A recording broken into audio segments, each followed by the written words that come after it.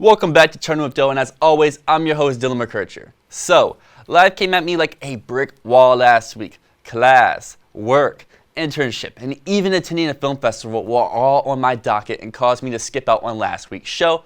So before we dive into this most recent weekend's numbers, let's check out the domestic box office number from October 16th through 18th, where Liam Neeson's new action flick, Honest Thief, opened on top with $3.6 million.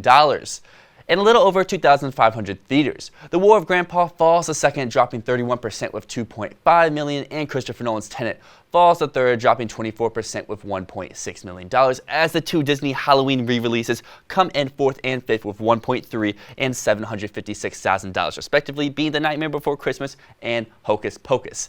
However, transitioning to this past weekend's charts, things look slightly different. While Honest Thief and The War of Grandpa are still in the top two spots with $2.3 and $1.9 million respectively, a brand new film lands in third, propelling Tenet to fall to fourth in its 8th week of release. The horror flick The Empty Man makes $1.3 million, like I said, slightly edging out Tenet by about $100,000 for not even $100,000, $10,000 for that third place spot. Then The Nightmare Before Christmas hangs into the top 5 with nearly $600,000. Expanding worldwide to see what has changed in the last 2 weeks, well, not much did, honestly.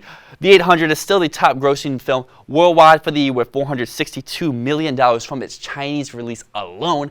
As we said before, the Chinese box office is basically running as normal, even doing better than it was pre-shutdown. Bad Boys for Life still has a slight edge on another Chinese film, My People, My Homeland, for a second. Bad Boys leads by about $30 million, having earned $424 million before the shutdown. Tenet still has a solid place in fourth for the year with $340 million, with another pre-COVID blockbuster being Sonic the Hedgehog rounding out the top 5. And closing out the show, we return to 2020's top 10 films domestically, where once again, we don't have much movement whatsoever, besides Tenet closing in on that pack of 3 films from 5th to 7th, being The Invisible Man, The Call of the Wild, and Onward, all bunching between $64.9 and $61.5 million. Like we said, Tenet is just about $10 million shy of breaking into that list. However, The New Mutants falls just shy of entering the top 10 for the year. It's currently sitting in 11th, with about $2.5 million between the difference between that and the 10th place film, Fantasy Island.